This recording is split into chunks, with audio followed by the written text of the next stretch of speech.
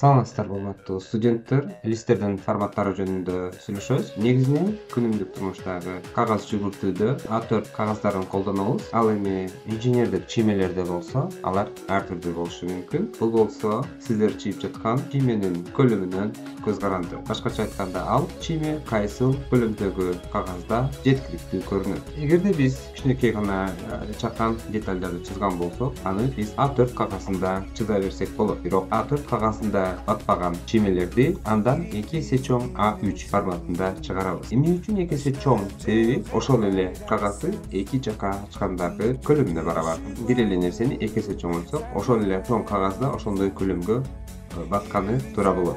Бул А4, бул А3, андан 2 эсе чоңу А2, А1 жана А0. А0 размери бизде 841 мм-ге 1189 мм болгону менен ал 1 метр квадрат аянтты элек. Листтердин форматтары мына ушуну менен эле бүтүп калбайт. Бизде ар кандай линейный сооружениялар бир тараптуу узун, бирок аянтты элеген чиймелер үчүн стандарттуу эмес размерлер бар. Бул жерде А4, 3 деген формат көрүп турасыздар.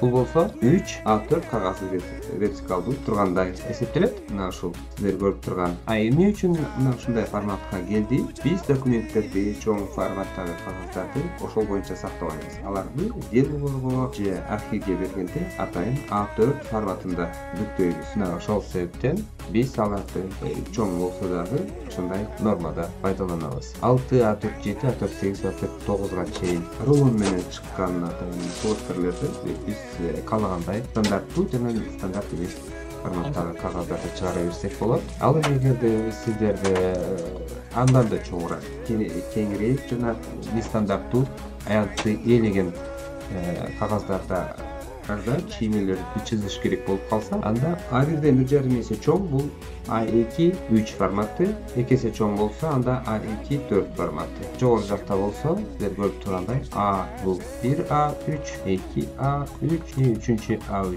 А3 4, А3 5, А3 6, А3 7 форматтары. А1 3, A1 4, A0 2, A0 3 деген сыяктуу форматтар колдонулат. Эми аягында сиздер буларды чийме үчүн эмес, кагазды печаттоо учурунда дагы суроолор болушу мүмкүн. Ал жерде стандарттуу форматтар бар. Биз айтып өткөндөй, А0дон А4гө чейинки ар түрдүү размердеги кагаздар бар. Эгерде биз жогоруда көрсөтүлгөндөй нестандарттуу кагаздар, өлчөмдөгү кагаздарды печаттап чыгарышыбыз керек болсо, анда биз кандай кылабыз? Нестандартный форматы листа дегенди тандап, добавить этебиз, начало размерлерди беребиз. Эгерде биз А03 форматындагы кагазды чыгарышыбыз керек болсо, анда биз ширина 2523 же тескерисинче айырмасы жок, 1189 миллиметрди ошол бойдон калтырабыз. Далее бул болсо кагаздын сыртындагы жайларды сурап атат, көбүнчө нольго өзгөртүп алабыз. Далее бул жерге өзүңүздөр листке атын атасаңыздар болот. Бирок бул жерде бизге пользовательский деп гана өзүнүн азыркы биз жазган өлчөмдү көрсөтүп турат. Ошол бойдон калтырабыз. Далее готов. Окей, жана биз рамканы алабыз. Альбомный